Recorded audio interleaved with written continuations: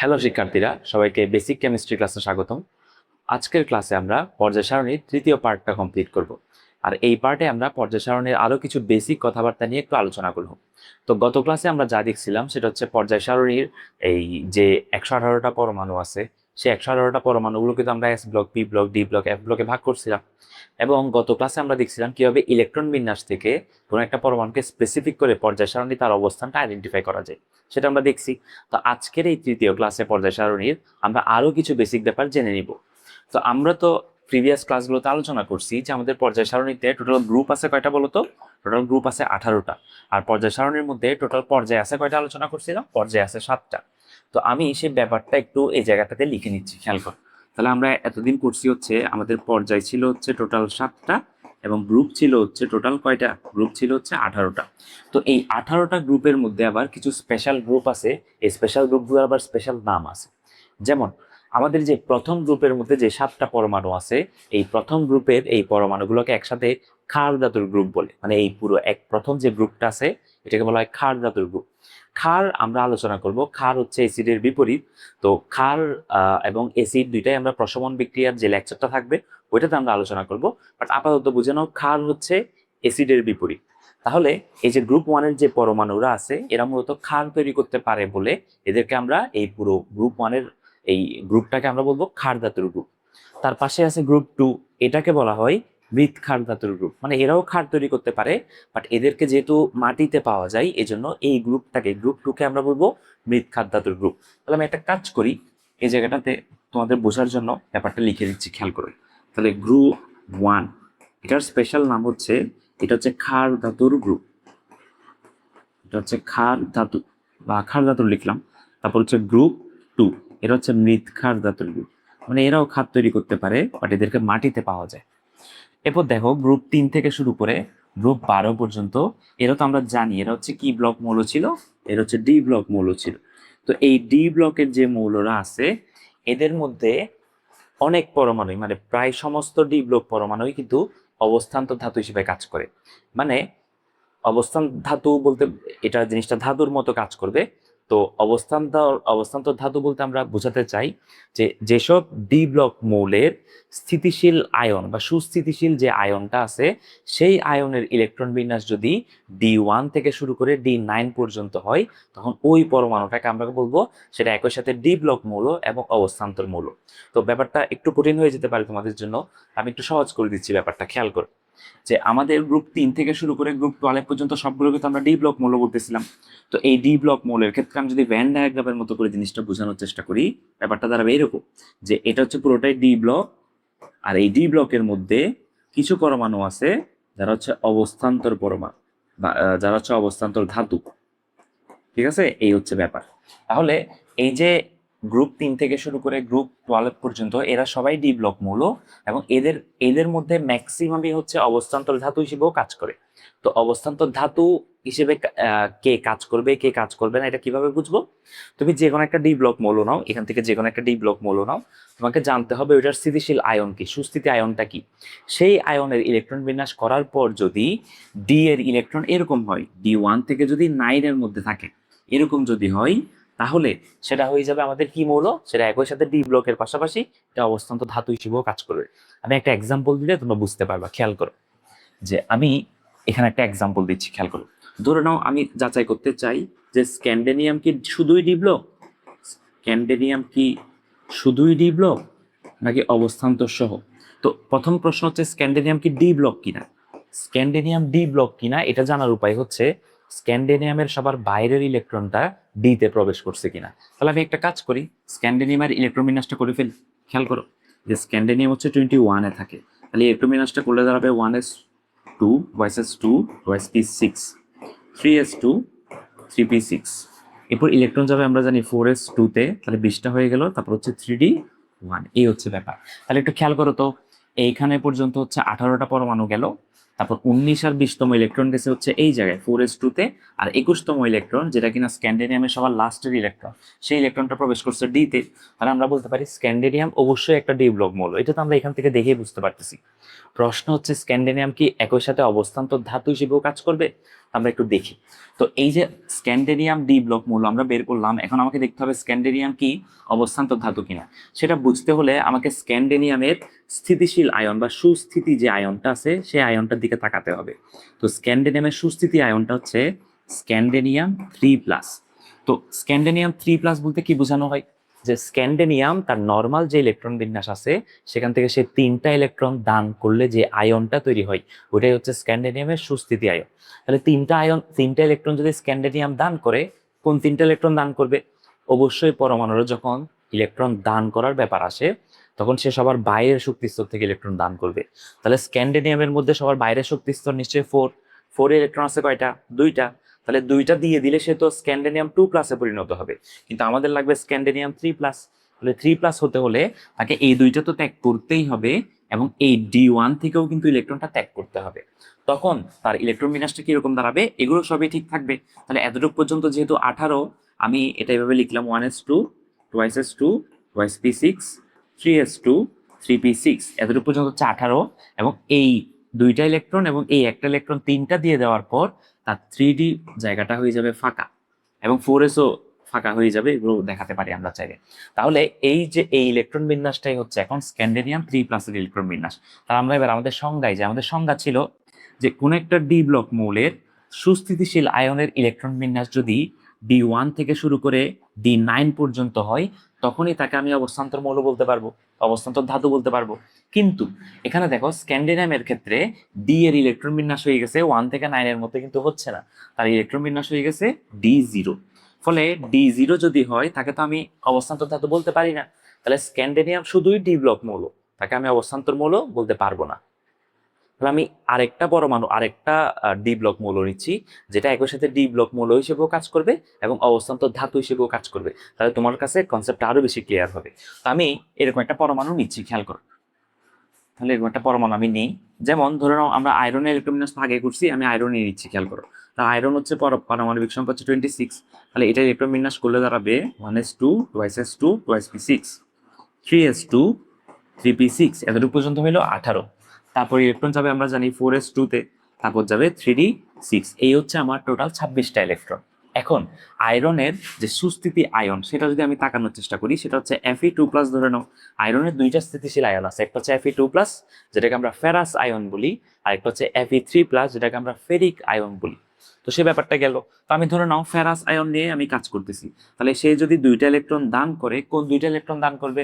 অবশ্যই সর্বশেষ শক্তি স্তর থেকে 2টা ইলেকট্রন দান করবে। তো এই 2টা ইলেকট্রন যদি সে দান করে তখন তার ইলেকট্রন বিন্যাসটা কিরকম দাঁড়াবে?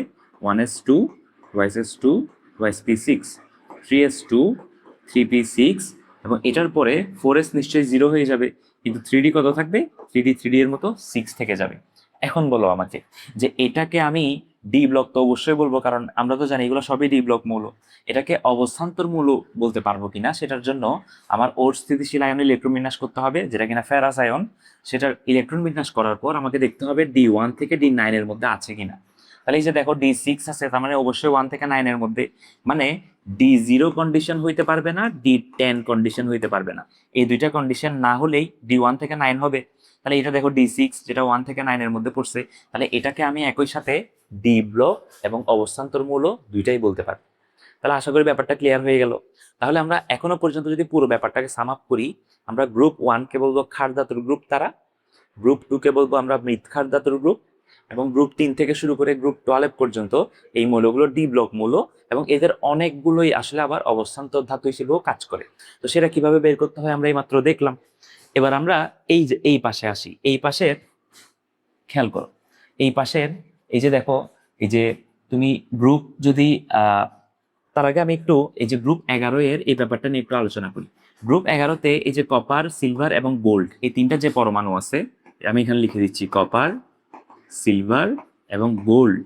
এই যে 3টা পরমাণু আছে, এই 3টা পরমাণুকে একসাথে মুদ্রা ধাতু বলা হয়।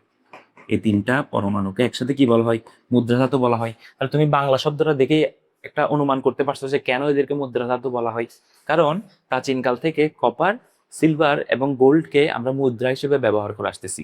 যদিও গোল্ডের আর কপারের মুদ্রা এখন তেমন একটা দেখা যায় না, তবে প্রাচীনকালে কপারকে এবং গোল্ডকেও মুদ্রা হিসেবে ব্যবহার করা হতো।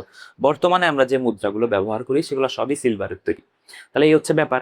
তাহলে এটা আমরা মনে রাখবো যে গ্রুপ 11 এর প্রথম যে তিনটা পরমাণু আছে কপার, সিলভার এবং গোল্ড, এরা কিন্তু মুদ্রা ধাতু হিসেবে কাজ করে। আচ্ছা, এবার চলে আসো গ্রুপ 16-তে। এই যে গ্রুপ 16 এর এই যে অক্সিজেন, সালফার, সেলেনিয়াম, টেলিরিয়াম, এই যে পরমাণুগুলো, এই পরমাণুগুলো মাটির মধ্যে আকরিক হিসেবে এদেরকে পাওয়া যায়। মানে মাটির ভিতরে এদেরকে আকরিক হিসেবে আহরণ করে, উত্তোলন করে, পরবর্তীতে নিষ্কাশন করে এগুলাকে এই আলাদা করতে হয়। তো সেটা যাই হোক, তাহলে এদেরকে যেহেতু আকরিক হিসেবে পাওয়া যায় মাটির নিচে, এই জন্য এদেরকে ইংরেজিতে চ্যালকোজেন বলে, মানে আকরিক তৈরি করে। তাহলে গ্রুপ 16 এর পরমাণুগুলো আমি এখানে লিখে দিচ্ছি, খেয়াল করো। গ্রুপ 16 এই পরমাণুগুলোকে আমরা বলি চ্যালকোজেন। চ্যালকোজেন বলা হয় গ্রুপ 16 এর পরমাণুগুলোকে। এরপর চলে আসে আমাদের গ্রুপ 17। এই যে খেয়াল করো গ্রুপ 17। তো গ্রুপ 17 এর যে পরমাণুগুলো আছে, মানে fluorine, chlorine, bromine, iodine, astatine, এই যে পরমাণুগুলো আছে, এই পরমাণুগুলো লবণ তৈরিতে সাহায্য করে। যেমন আমরা জানি, আমরা যে খাবার লবণ খাই, আমাদের যে খাবার লবণ সেটা কিন্তু সোডিয়াম ক্লোরাইড। তাহলে এই যে দেখো ক্লোরিন, ক্লোরিন কিন্তু এই যে এই জায়গায় অবস্থান করতেছে। এছাড়াও ফ্লোরিন, ক্লোরিন, ব্রোমিন, আয়োডিন এগুলা বিভিন্ন ধরনের লবণ তৈরি করতে পারে। এই জন্য গ্রুপ 17 এর পরমাণুগুলোকে বলা হয় লবণ গঠনকারী, এবং এটার ইংরেজি নামটা হবে হ্যালোজেন। হ্যালোজেন শব্দের অর্থ হচ্ছে লবণ তৈরিকারী বা লবণ গঠনকারী। তাহলে গ্রুপ 17 এর পরমাণুগুলোকে আমরা বলবো, এবার মুছে দিচ্ছি। তাহলে গ্রুপ 17 এর পরমাণুগুলোকে আমরা বলবো এর হচ্ছে হ্যালোজেন, মানে লবণ গঠনকারী, এরা হচ্ছে লবণ তৈরি করে। এরপর চলে আসো গ্রুপ 18 এর পরমাণু। এই 18 এর পরমাণুগুলো হিলিয়াম থেকে শুরু করে নিয়ন, আর্গন, ক্রিপ্টন, জ্যানন, রেনন, এই পরমাণুগুলো এরা হচ্ছে কারোর সাথে বন্ধন করে না, এবং এদের মানে এরা হচ্ছে গ্যাসীয় অবস্থায় থাকে। তো এরা যেহেতু কারোর সাথে বন্ধন গঠন করে না, এই জন্য আমরা এদেরকে বলতে পারি এরা হচ্ছে নিষ্ক্রিয়। আর যেহেতু এরা গ্যাস হিসেবে থাকে, এই জন্য আমরা এদেরকে বলবো নিষ্ক্রিয় গ্যাস। তাহলে গ্রুপ 18 এর পরমাণুদেরকে আমরা পাচ্ছি, খেয়াল করো, এটা মুছে দিচ্ছি আমি। তাহলে এই জায়গায় আমি লিখতেছি গ্রুপ 18। তাহলে গ্রুপ 18 এর পরমাণুদেরকে আমরা বলবো হচ্ছে এরা হচ্ছে নিষ্ক্রিয় গ্যাস। কেন নিষ্ক্রিয় গ্যাস? কারণ হচ্ছে এরা কারোর সাথে বন্ধন করে না। আর যদি কেউ তোমাকে জিজ্ঞেস করে কেন এরা কারোর সাথে বন্ধন করে না, কারণ এদের সর্বশেষ শক্তিস্তর ফিল আপ অবস্থায় থাকে। আমরা তো জানি পরমাণুরা কখন বন্ধন করতে চায়, যখন সে নিজের সর্বশেষ শক্তিস্তরের মধ্যে ইলেকট্রন কম আছে অথবা বেশি আছে, সে কাউকে দিয়ে দিতে চাচ্ছে বা কারো থেকে নিতে যাচ্ছে। কিন্তু দিয়ে দেওয়া, নিয়ে নেওয়া, দুই ক্ষেত্রে সে এই ব্যাপারটা করতেছে যাতে তার সর্বশেষ শক্তিস্তর ফিল আপ করতে পারে। এই জন্য পরমাণুরা বন্ধন করে। যেহেতু নিষ্ক্রিয় গ্যাসদের জন্মগতভাবেই তাদের সর্বশেষ শক্তিস্তর ফিল আপ থাকে, যেন তারা কারোর সাথে বন্ধন করার প্রয়োজন বোধ করে না। এই হচ্ছে ব্যাপার। তাহলে আমরা পুরো ব্যাপারটা যদি একটু সাম আপ করি, গ্রুপ 1 এর পরমাণু ক্ষার ধাতু, গ্রুপ 2 মৃৎ ধাতু, গ্রুপ 3 থেকে 12 এর মধ্যে অনেকগুলো অবস্থান্তর ধাতু আছে। গ্রুপ 11 এর প্রথম যে তিনটা ধাতু আছে কপার, সিলভার, গোল্ড, এদেরকে আমরা মুদ্রা ধাতু বলবো। গ্রুপ 16 এর এদেরকে আমরা চ্যালকোজেন বলবো, কারণ এরা আকরিক তৈরি করে। গ্রুপ 17 এর এদেরকে আমরা হ্যালোজেন বলবো, কারণ এরা লবণ তৈরি করে। এবং গ্রুপ 18 এর পরমাণুদেরকে আমরা বলবো এরা হচ্ছে নিষ্ক্রিয় গ্যাস। তো এইটুকু ব্যাপার যদি আমরা বুঝে নিই, তাহলে আমরা আরেকটা ব্যাপার একটু বোঝার চেষ্টা করি। এই যে পর্যায় সারণীতে এতগুলো পরমাণু আছে, এরা নর্মাল যে টেম্পারেচারে, মানে স্বাভাবিক যে তাপমাত্রা, ধরে নাও 25°C, এই তাপমাত্রায় তাদের যে মানে ফর্মটা কিরকম। তো আমরা তো জানি পদার্থ তিন ভাবে থাকতে পারে। যেমন কঠিন পদার্থ তিন ভাবে থাকতে পারে। কঠিন, যেটাকে আমরা ইংরেজিতে বলতে পারি সলিড। পদার্থ তরল অবস্থায় থাকতে পারে, যেটাকে আমরা ইংরেজিতে বলতে পারি লিকুইড। আবার পদার্থ বাষ্প বা গ্যাস অবস্থায়ও থাকতে পারে। গ্যাস অবস্থায়ও থাকতে পারে, ইংরেজিতে হবে গ্যাস। তো আমাদের এই যে 118টা পরমাণু আছে, এই পরমাণুগুলোর বেশিরভাগের স্ট্রাকচার আসলে বেশিরভাগের যে ফরম্যাট সেটা আসলে কিরকম, তারা কি কঠিন অবস্থায় থাকে, তরল অবস্থায় থাকে, নাকি গ্যাস অবস্থায় থাকে, এই ব্যাপারটা আমরা একটু জেনে নিই। তো এই যে বেশিরভাগ পরমাণু, এদের নর্মাল টেম্পারেচারে এরা বেশিরভাগই হচ্ছে কঠিন অবস্থায় পাওয়া যায় এদেরকে, মানে তরল বা লিকুইড না, বেশিরভাগ পরমাণু হচ্ছে এখানে কঠিন অবস্থায় পাওয়া যায়। কেউ কেউ আছে গ্যাসীয় অবস্থায় পাওয়া যায়, তবে খুবই কম পরমাণু আছে এখানের মধ্যে যাদেরকে নর্মাল টেম্পারেচারে তরল অবস্থায় আমরা পেতে পারি। তো আমরা একটা কাজ করি, যেহেতু বেশিরভাগ পরমাণুই কঠিন এবং গ্যাসও আছে, খুবই অল্প পরিমাণ আছে হচ্ছে তরল, আমরা এই অল্প কয়েকজন যারা তরল অবস্থায় আছে তাদেরকে একটু জেনে নিই। স্বাভাবিক তাপমাত্রায়, মানে ধরে নাও 25°C টেম্পারেচারে তরল এখানে কে কে আছে খেয়াল করো। যেমন এই জায়গায় যদি খেয়াল করো, ব্রোমিনকে তরল অবস্থায় পাওয়া যায়। এই যে ব্রোমিনকে আমরা কি হিসেবে পাই? তরল অবস্থায় পাই। তারপর হচ্ছে এখানে কোথায় আছে, এই যে মার্কিউরি কিন্তু মার্কারি কিন্তু তরল অবস্থায় পাওয়া যায়। তাহলে আপাতত এই দুইটা তুমি জেনে রাখো যে তরল অবস্থায় ব্রোমিনকে এবং মার্কিউরিকে নর্মাল টেম্পারেচারে তরল অবস্থায় পাওয়া যায়। গ্যাস কারা তাহলে এখানে? তাহলে গ্যাসগুলো হচ্ছে এদের এদের নামই তো ছিল নিষ্ক্রিয় গ্যাস, তাই না? গ্রুপ 18 এর যে পরমাণুগুলো ছিল তাদের নামই ছিল নিষ্ক্রিয় গ্যাস। তাহলে এরা সবাই নিষ্ক্রিয় গ্যাস, এই যে এরা হচ্ছে গ্যাস অবস্থায় পাওয়া যায় এদেরকে। আবার গ্রুপ 17 এর মধ্যে মানে হ্যালোজেন যে গ্রুপটা ছিল সেটার মধ্যে ফ্লোরিন এবং ক্লোরিনকে এই দুইজনে কিন্তু গ্যাসীয় অবস্থায় পাওয়া যায়। আর আমরা সবাই তো জানি যে আমাদের বাতাসের মধ্যে অক্সিজেন আছে, আমাদের বাতাসের মধ্যে নাইট্রোজেন আছে, তাহলে এগুলোও নিশ্চয়ই গ্যাস। তাহলে আমরা গ্যাস হিসেবে কাদেরকে পাচ্ছি? গ্রুপ 18 এর সকল পরমাণু গ্যাসীয় অবস্থায় থাকে। গ্রুপ 17 এর মধ্যে ফ্লোরিন আর ক্লোরিন গ্যাসীয় অবস্থায় পাওয়া যায়। ব্রোমিনকে আমরা তরল হিসেবে পাই, আর আয়োডিন হচ্ছে কঠিন অবস্থায় পাওয়া যায়। এরপর হচ্ছে গ্রুপ তোমার এই গ্রুপ হচ্ছে 16-তে এবং গ্রুপ হচ্ছে 15-তে নাইট্রোজেন এবং অক্সিজেনকেও কি হিসেবে পেতে পারি আমরা? এটা বাতাস দিয়ে আমরা মনে রাখতে পারি যে বাতাসের মধ্যে অক্সিজেন এবং নাইট্রোজেন আছে। তো অক্সিজেন আর নাইট্রোজেন এগুলো তো গ্যাস, তার মানে এখানে এগুলো গ্যাস হিসেবে পাওয়া যাবে। এগুলো ছাড়া বাকি বেশিরভাগ পরমাণু এখানের মধ্যে কঠিন অবস্থায় পাওয়া যায়। তাহলে আমরা একটা জেনারেল আইডিয়া নিয়ে নিলাম যে পর্যায় সারণীর বেশিরভাগ পরমাণু কঠিন অবস্থায় থাকে, অল্প কয়েকজন আছে যারা গ্যাসীয় অবস্থায় থাকে, এবং গুটি কয়েকজন এই যে আমরা দেখলাম ব্রোমিন এবং মার্কারি যারা হচ্ছে তরল অবস্থায় পাওয়া যায় স্বাভাবিক তাপমাত্রায়। কিন্তু স্বাভাবিক তাপমাত্রায়, তাপমাত্রা বাড়লে ডেফিনেটলি তাদের তাদের ভূত অবস্থাটা চেঞ্জ হতে পারে। তো আমরা মোটামুটি পর্যায় সারণী সম্পর্কে একটা বেসিক আইডিয়া, এই যে 3টা লেকচার আমরা নিলাম পর্যায় সারণীর উপর, এটার মাধ্যমে আমরা পুরো পর্যায় সারণী সম্পর্কে একটা বেসিক একটা আইডিয়া আমরা নিয়ে নিলাম। তাহলে দেখা হবে পরের কোনো ক্লাসে।